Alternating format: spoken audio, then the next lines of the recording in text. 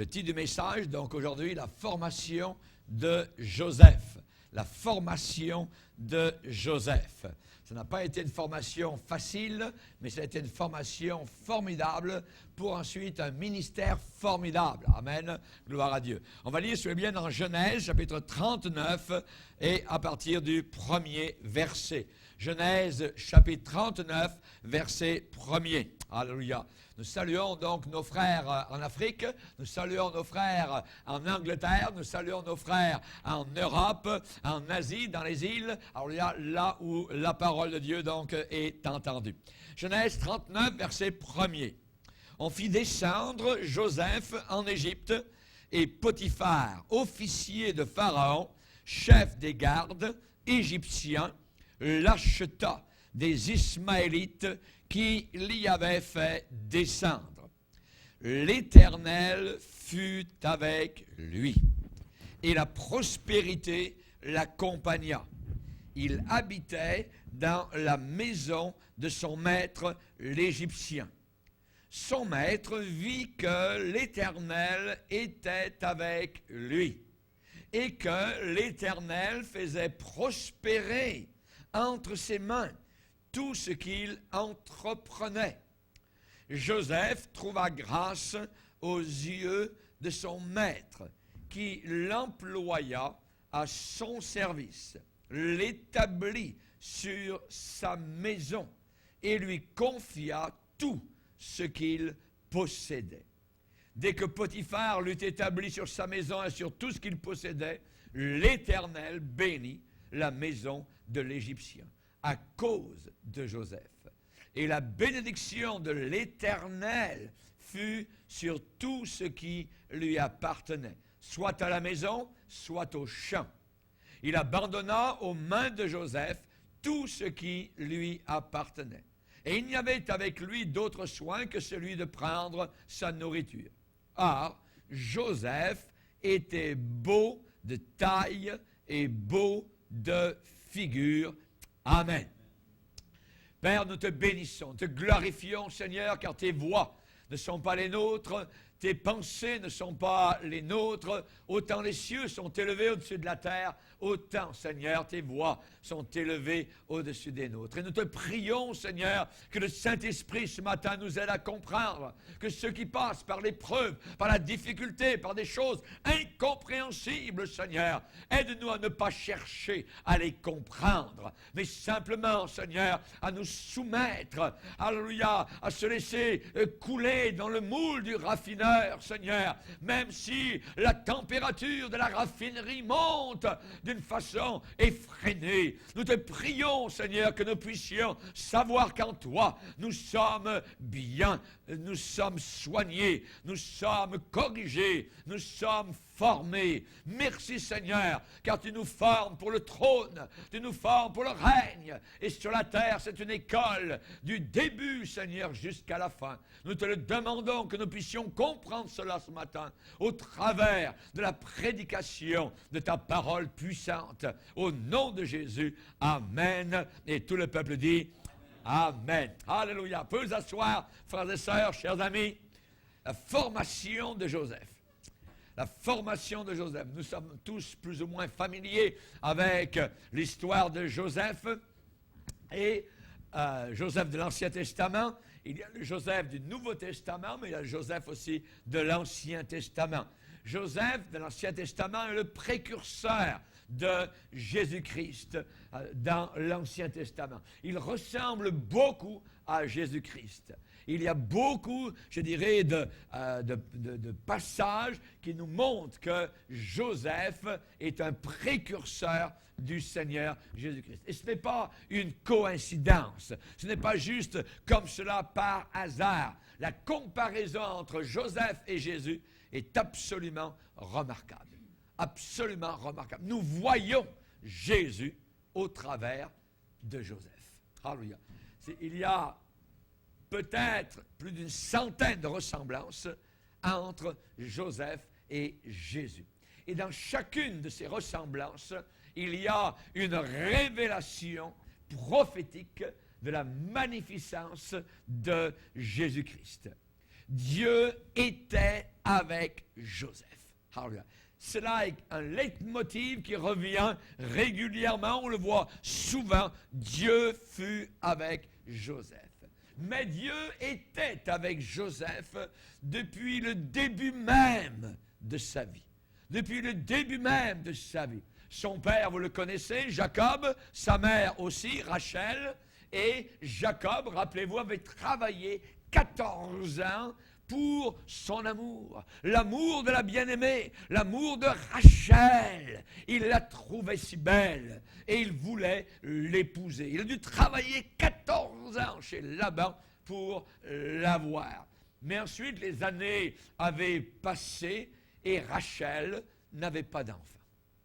Rachel était stérile. Et le cri de cette femme, le cri de Rachel perce littéralement les pages de l'Ancien Testament. Elle est allée un jour vers son mari, elle a dit, Jacob, donne-moi des enfants ou je meurs. Donne-moi des enfants ou je meurs. Et son mari a dit, mais suis-je à la place de Dieu?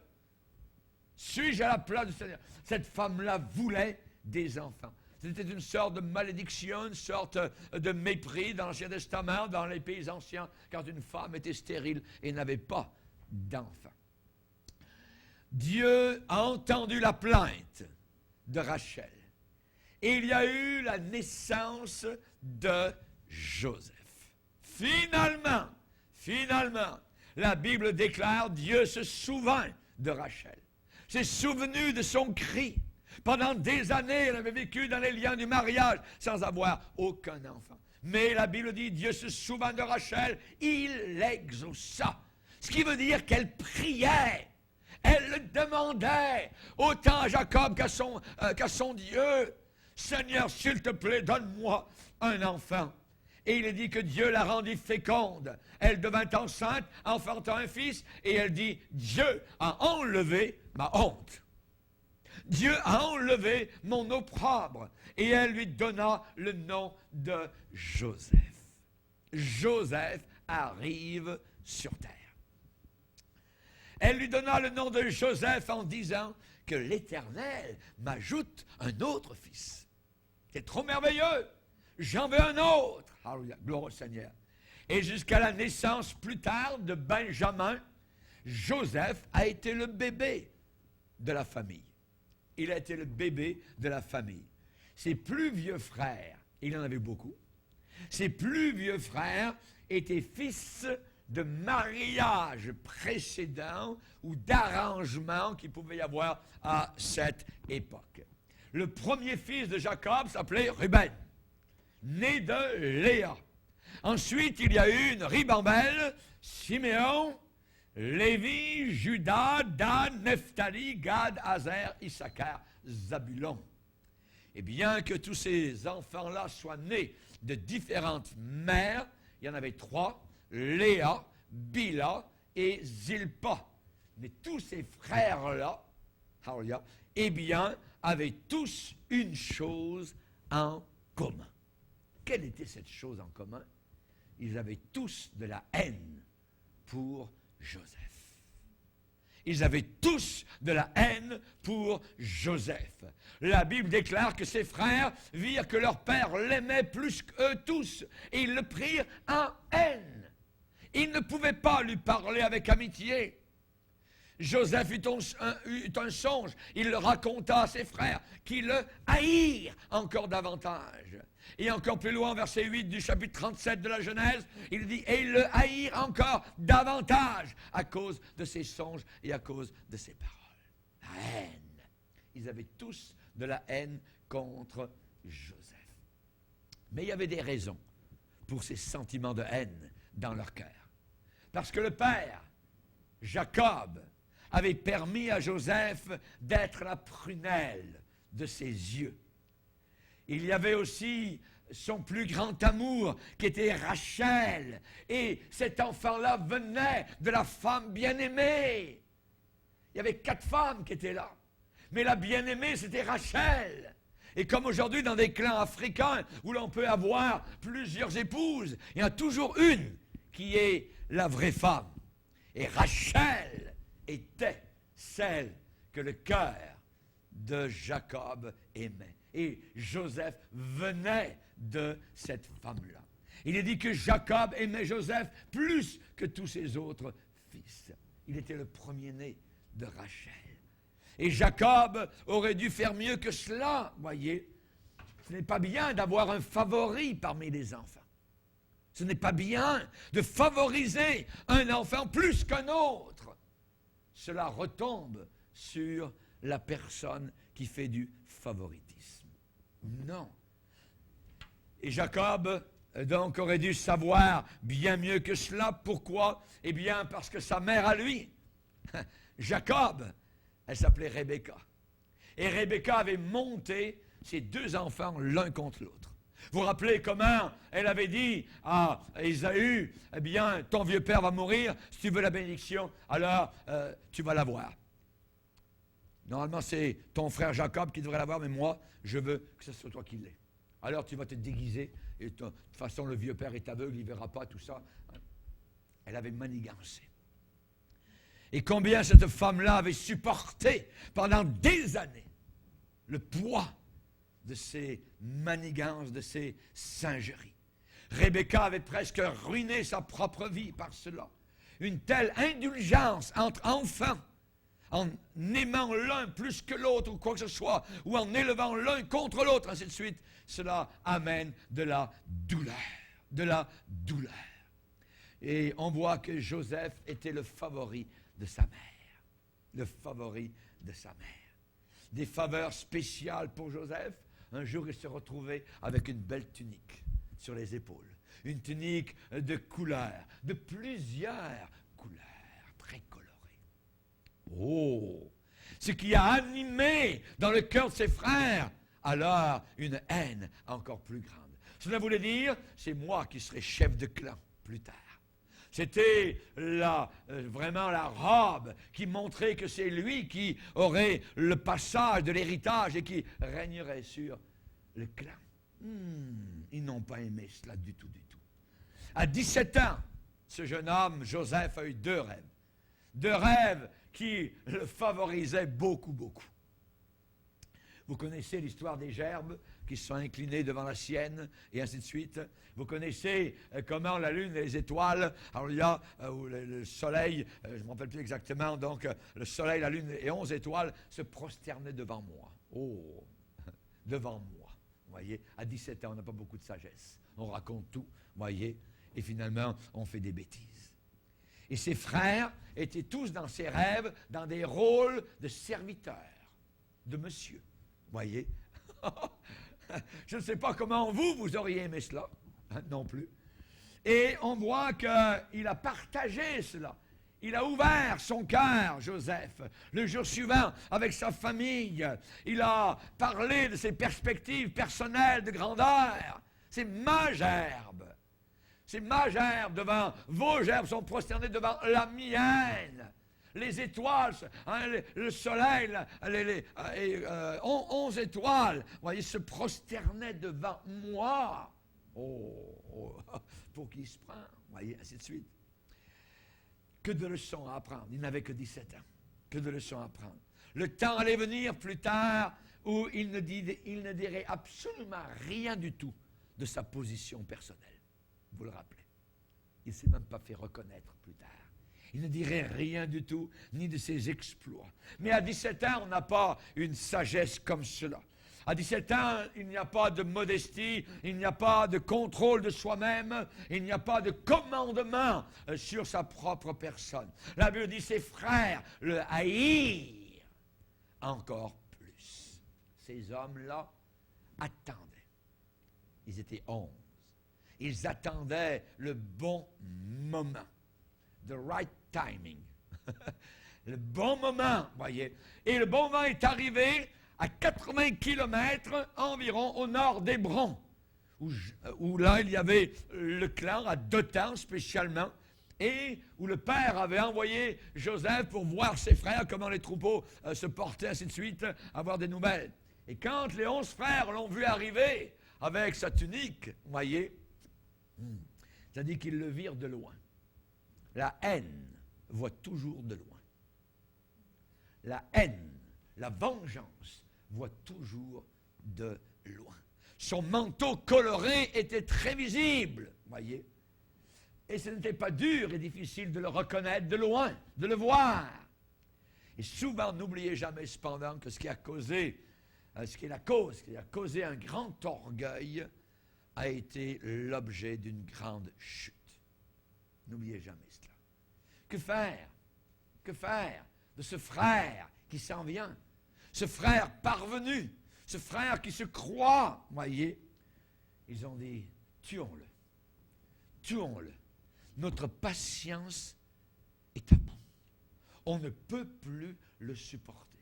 Aujourd'hui, on peut tuer avec la langue. La langue est aiguisée comme un rasoir. Voyez, on peut tuer une réputation, on peut tuer un foyer, on peut tuer une famille, on peut raconter toutes sortes d'histoires. Et cela est appris dès le jeune âge. Certaines personnes ont dit, monsieur un tel m'a violé. Voyez, c'est faux, ce n'est pas vrai. Il y en a des rapports comme cela aujourd'hui. Dépouillons-le. Dépouillons-le. Ruben, qui était le frère aîné du groupe, n'était pas d'accord. Tuons-le? Non. Hey, les gars, on ne le tuera pas. Puis le punir? Oui. On peut le punir, mais la mort? Non. Non. Alors il y a eu un consensus ensemble. Il y avait un puits qui n'était pas très loin, il n'y avait pas de l'eau. On va l'envoyer au fond du puits. On va l'envoyer au fond du puits. Il a dit qu'ils le dépouillèrent de la tunique. Ah, là, il respirait. Là, nous, on a la tunique. Là il redevient normal. Ouais. C'est comme ceux qui ont l'onction de Dieu sur leur vie. Comme les vrais pasteurs qui aiment le Seigneur de tout leur cœur.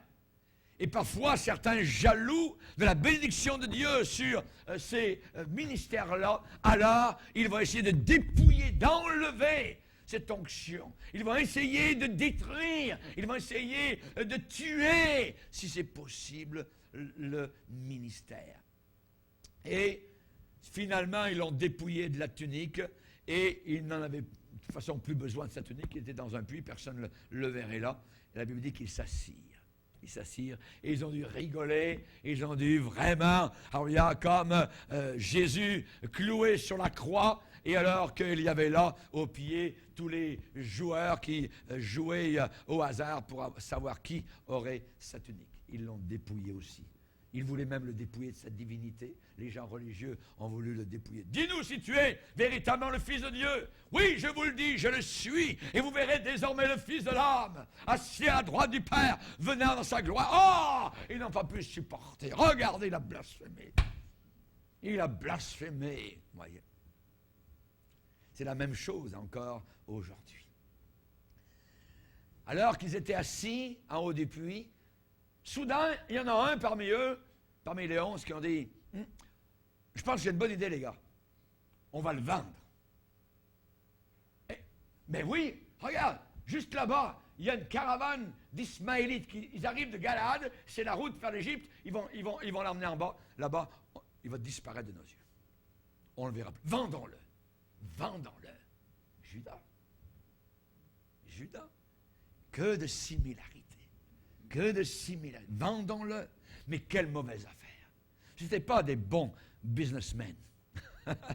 Pas du tout. Ils n'avaient aucun discernement spirituel. Ils ne pouvaient pas savoir qu'ils étaient en train de vendre le premier ministre d'Égypte pour 20 pièces d'argent. Ils ne le savaient pas. Ils ne le savaient pas. Et nous savons rarement à qui nous avons affaire. La waitress au restaurant, que nous traitons parfois plutôt de façon mesquine ou méprisable. Peut-être le garçon à journaux qui passe dans la rue, voyez, on ne fait pas attention à ce qu'on donne parfois, ou parfois le messager qui nous rend un bon service fidèle, hein, mais nous le saluons de façon maussade ou quoi que ce soit. Et pourtant, il nous a rendu de bons services. Tous ces gens-là pourraient être des anges. La Bible dit que certains ont exercé l'hospitalité, ils ont reçu dans leur maison des anges de Dieu, sans le savoir. Sans le savoir. C'est bon, alors, de traiter les gens comme si c'était le Seigneur. Nous ne savons pas. Voyez, nous ne le savons pas. Et même s'ils ne sont pas des anges, s'ils sont ce qu'ils sont, comment Jésus-Christ les traiterait-il? Les traiterait-il? Voyez. Comment traitons-nous la police? Bon, me donne un ticket de ça. La Bible dit que ce sont des serviteurs de Dieu. Que ferions-nous sans police? Merci Seigneur pour nos policiers. Depuis quand n'avez-vous pas prié pour eux? Lisez avec moi dans Romains chapitre 13. La Bible déclare, chapitre 13, Romains 13, verset 4. Veux-tu ne pas craindre l'autorité? Fais le bien, et tu auras son approbation.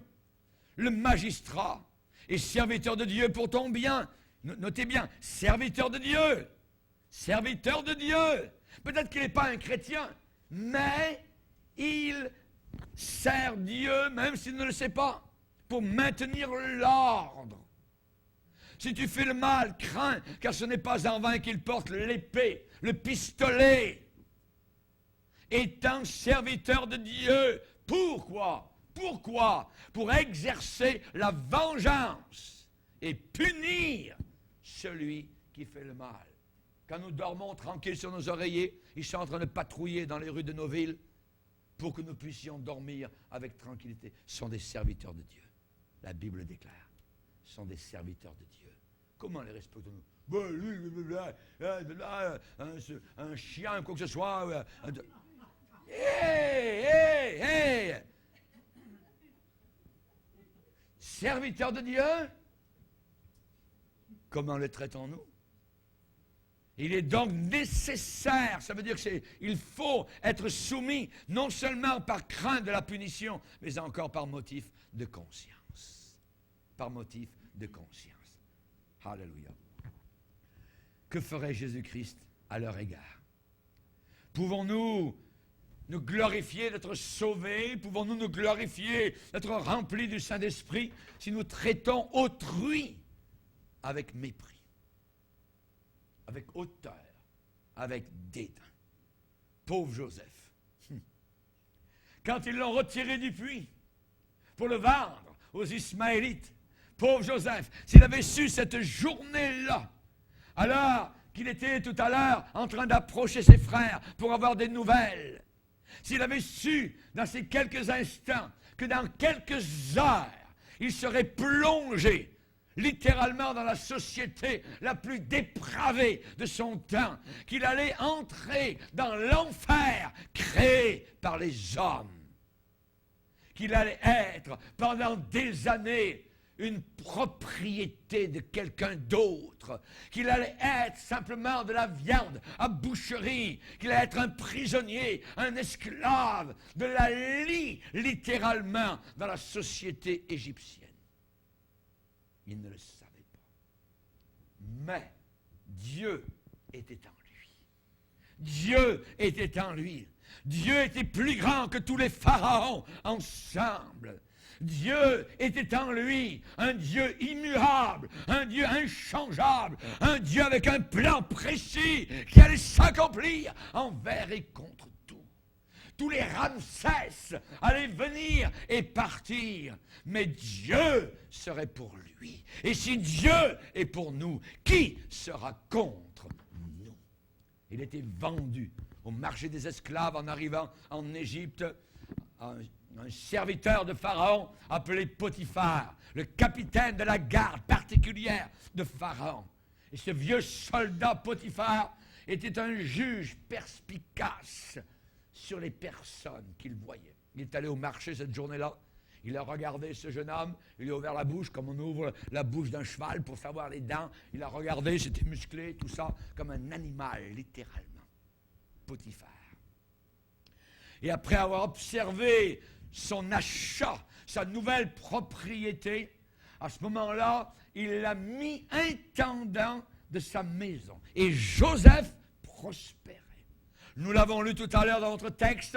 Il est dit, on fit descendre Joseph en Égypte, et Potiphar, officier de Pharaon, chef des gardes égyptiens, l'acheta des Ismaélites qui il y avait fait descendre. l'Éternel fut avec lui et la prospérité l'accompagna. Et la prospérité l'accompagna. Alléluia. Et ce n'est pas seulement une partie de l'histoire, voyez. C'est qu'avec Joseph, il y a toujours un surplus. Il y a toujours un débordement. Alléluia. Un overflow, un débordement. Ceux qui l'entouraient prospéraient.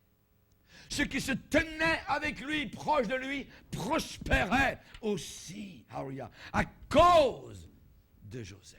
À cause de l'esclave. Alléluia. Quel grand témoignage. Alléluia. Et nous pouvons avoir aussi un grand témoignage. Être débordant du Saint-Esprit au-dedans de nous, à un tel point que ça va déborder, éclabousser sur ceux qui nous entourent. C'est bien différent d'un croyant qui est à moitié rempli. D'un croyant qui est rempli, déborde. Ma coupe déborde. C'est le débordement, on a parlé de cela mercredi, c'est le débordement qui fait le travail. C'est quand ça déborde, quand ça reste à l'intérieur, personne ne sait ni quoi que ce soit. C'est le débordement, être rempli du Saint-Esprit. Il y avait d'autres esclaves aussi sur le marché, des esclaves en Égypte. Ils avaient été amenés aussi en Égypte, placés sur le marché. Mais ces autres esclaves n'avaient pas changé leur société, n'avaient pas changé leur entourage, leurs associations. Non! Mais avec Joseph, il semblait que tous ceux qui le côtoyaient étaient bénis. Même son patron. Alléluia. Gloire au Seigneur. Joseph était plus grand que ses chaînes. Alléluia. Joseph était plus puissant que ceux qu'il avait capturés. Joseph était plus riche que son propriétaire. Joseph était à Dieu et Dieu se mouvait en lui. Le Saint-Esprit était dans la vie de ce jeune homme. Alléluia. Mais n'oubliez jamais que Satan n'arrête jamais. Satan n'arrête jamais. Le diable ne lâche pas la serviette comme cela. Et Satan s'est servi d'une belle bombe appelée Madame Potiphar.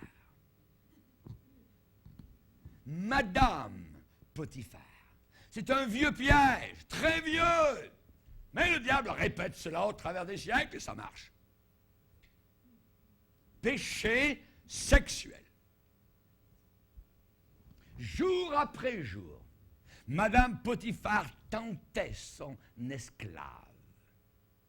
Cet animal qui était venu du pays au nord, là-haut en Israël, cet esclave, elle le tentait. Un jeune homme, elle faisait des suggestions subtiles, des insinuations, des allusions, des regards de colombe.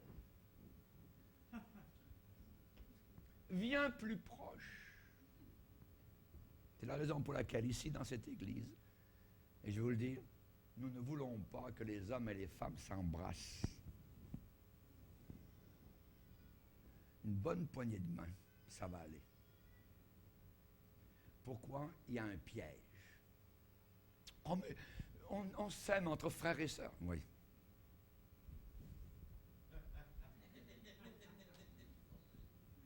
La chair est toujours là. Un homme, une femme qui s'embrassent, qui se serrent l'un contre l'autre et qui ne sont pas mariés, il y a un problème. Et nous, les chrétiens, parfois, il y a une époque, on a chanté, le pasteur est en avant, chantons tous ensemble, je t'aime avec l'amour de Dieu. Regardez la personne à côté de vous et chantez-lui ça dans les yeux. Oh! Madame arrive, elle vient d'avoir un problème avec son mari à la maison, mais à l'église, il y a un beau bonhomme à côté d'elle, tout ça. Je t'aime avec l'amour de Jésus. Attends. On a un problème là, directement. Et c'est la raison pour laquelle nous devons faire très attention. Très attention, car le diable s'insinue sous le manteau de l'amour. Moi, j'ai déjà eu 2 Mormons qui sont sortis, parce que je leur ai dit, je les ai dénoncés, notre soeur s'en rappelle, et ils sont partis. Vous savez ce qu'ils ont dit en partant? Si c'est ça l'amour, c'est ça l'amour de Dieu. Le diable, il veut l'amour. sont partis. Parce que c'était des Mormons, on les a dénoncés. C'était des faux prophètes. C'est la raison pour laquelle, dans cette église, à la fin de la réunion, je dis, donnez-vous une bonne poignée de main. Ça va suffire. Les yeux de colombe, nous n'en voulons pas. Parce que les yeux de colombe se changent en œil de serpent. Viens plus proche, Joseph. Viens plus proche. Finalement, la proposition a été directe. Viens au lit avec moi. Je t'aime. Je t'aime trop. Viens dans ma chambre. Joseph était un jeune homme plein de vitalité. Il avait une nature en lui, charnelle aussi. Au-dedans de lui, cette nature charnelle a dû crier désespérément. Fais-le, fais-le, elle est si belle. Et le diable a dû renchérir en disant, qu'est-ce que tu dois à Dieu de toute façon? Regarde où tu es un esclave, tu es un prisonnier, c'est ta chance. C'est la femme du patron, elle va te donner de la promotion. C'est ta chance. Fais pas le fou, Joseph, va avec elle dans le lit.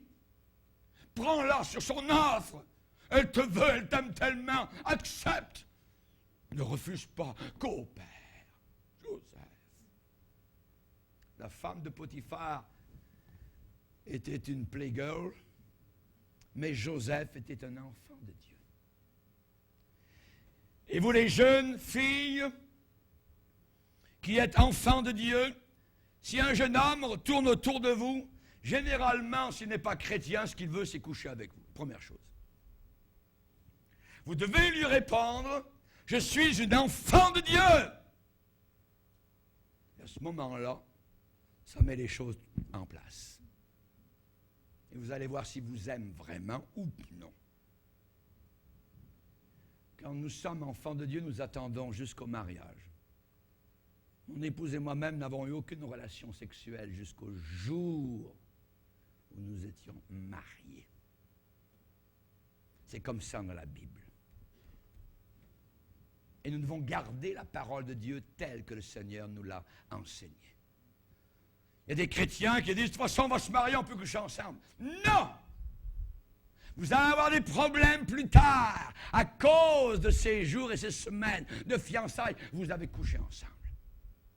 Parce que ça dit une chose, si tu n'as pas été vraiment selon la parole de Dieu avant le mariage, tu ne le seras pas plus après. Des années plus tard, Joseph allait se marier dans la provision de Dieu. Des enfants naîtraient de cette union, Manassé et Éphraïm. Et Joseph n'allait pas prendre la femme du patron, n'allait pas se rouler dans le lit de l'adultère. Il savait qu'elle avait un mari. Joseph, je t'aime. Mon mari ne prend pas soin de moi. Mais moi, vraiment, je suis plein d'amour pour toi. Viens, chérie, viens.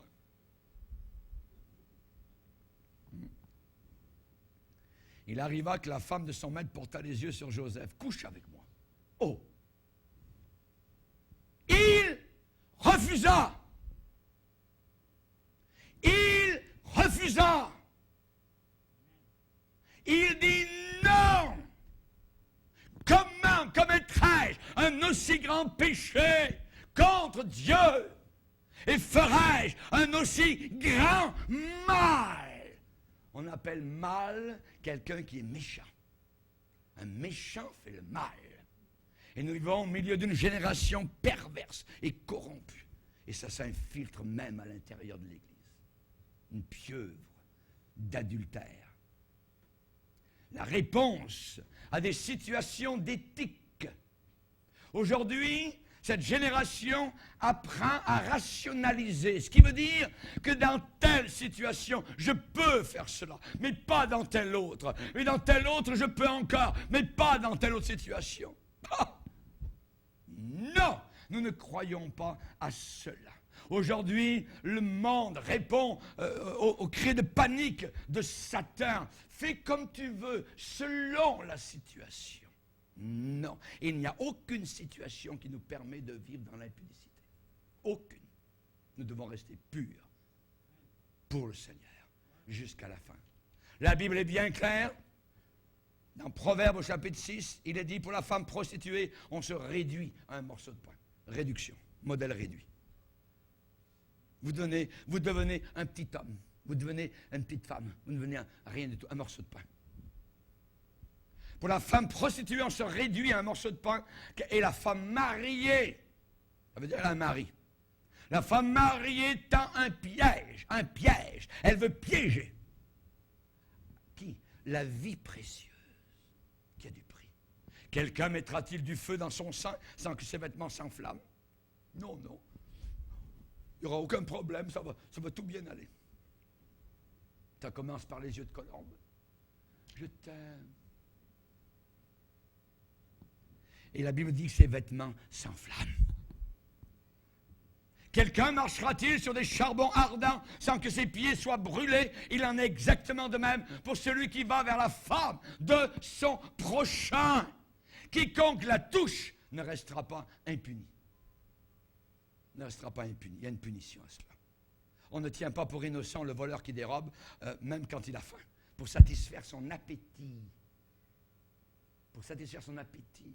Mais mon mari ne prend pas soin de moi. Potiphar est toujours parti quelque part. Et moi, j'ai des besoins sexuels. Tout ça. Et toi, tu es si merveilleux, Joseph. Tout ça, tu es si beau. Tu es jeune. Je suis rempli d'amour. Ça doit venir de nos dieux qui nous ont fait rencontrer.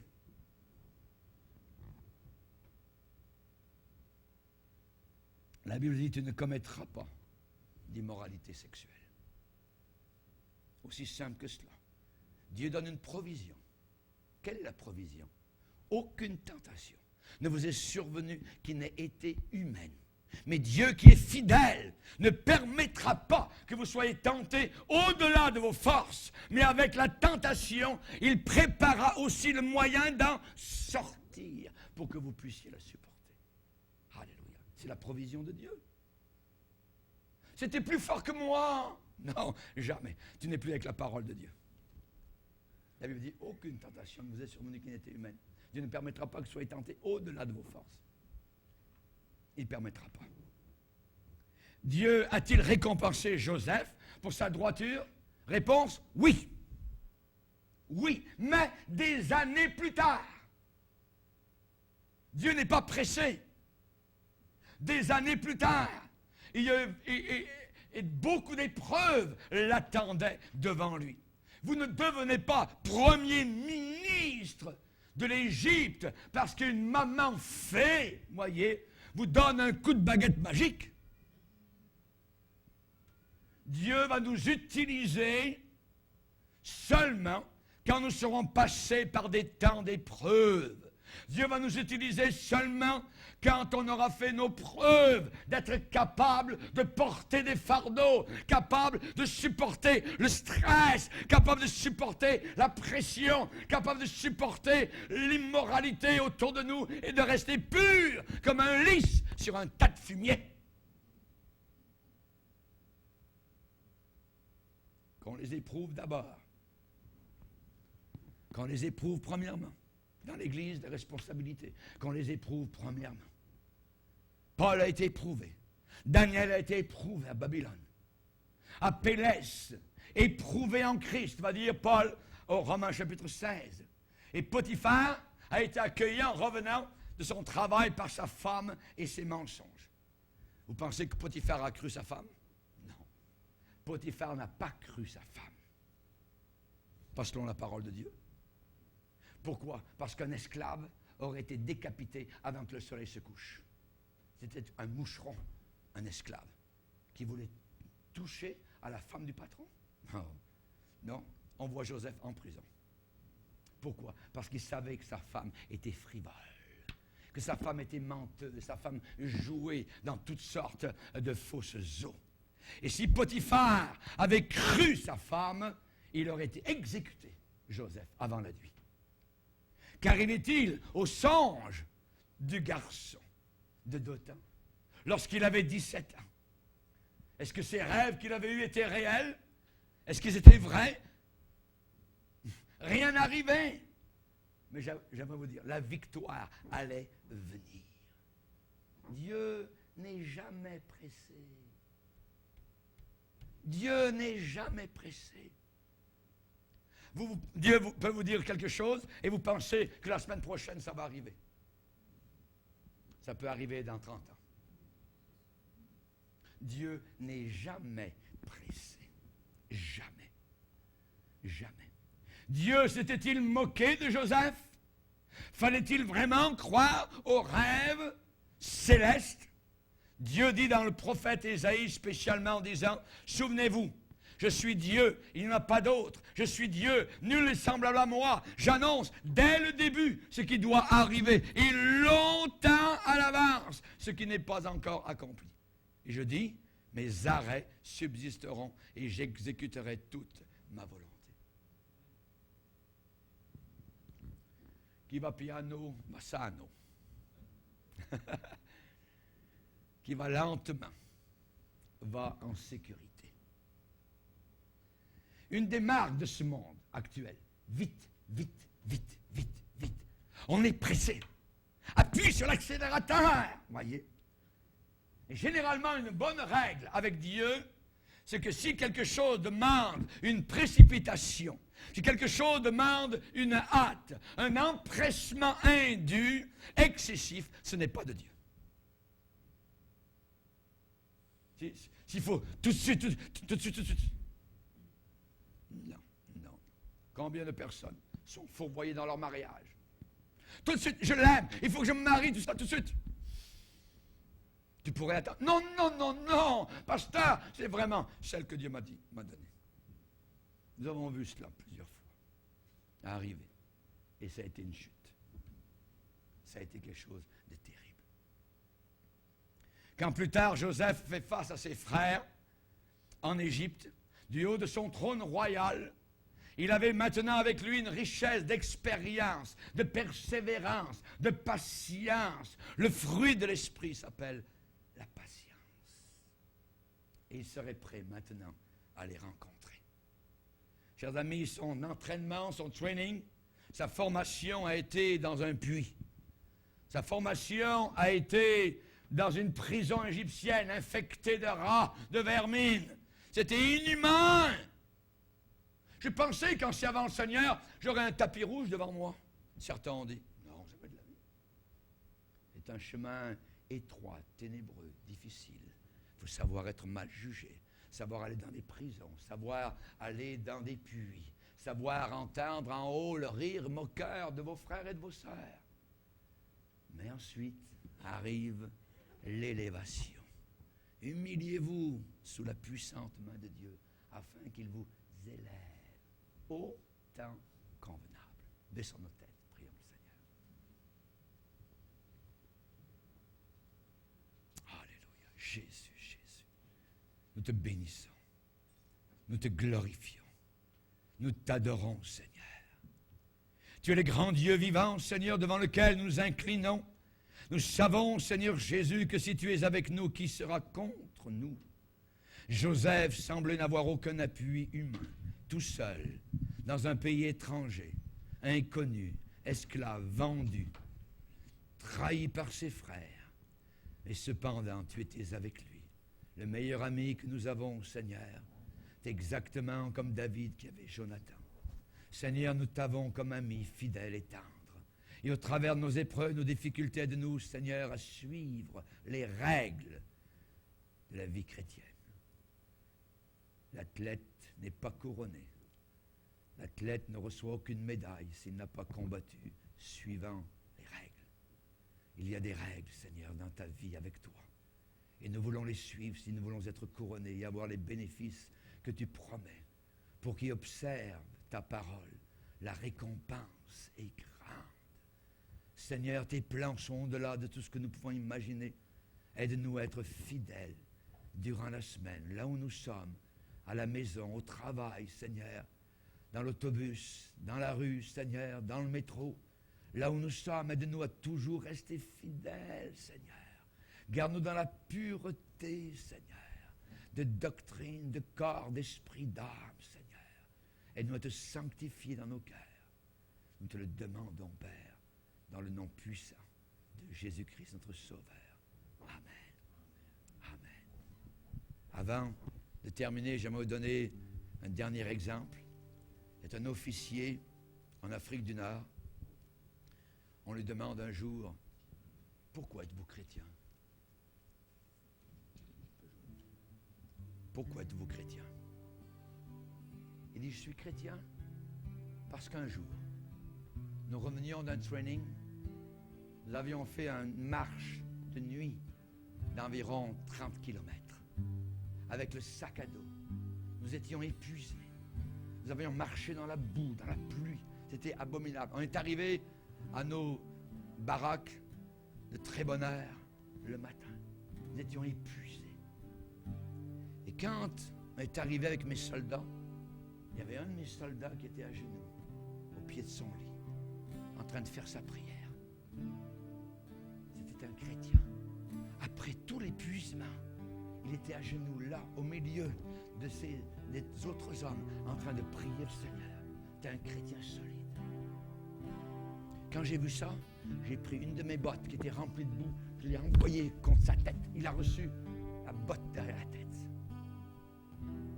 Il n'a rien dit. Il a continué à faire sa prière. Quand je me suis levé le lendemain matin, au pied de mon lit, j'avais mes deux bottes qui étaient bien rangées au pied du lit et toutes les deux cirées. Je n'ai jamais vu une chose semblable. J'ai donné mon cœur au Dieu de ce jeune homme. Son témoignage m'a bouleversé. C'est notre témoignage qui va bouleverser les autres au milieu de la pourriture et de la saleté que nous voyons autour de nous. Amen. Levons-nous ensemble. On va louer.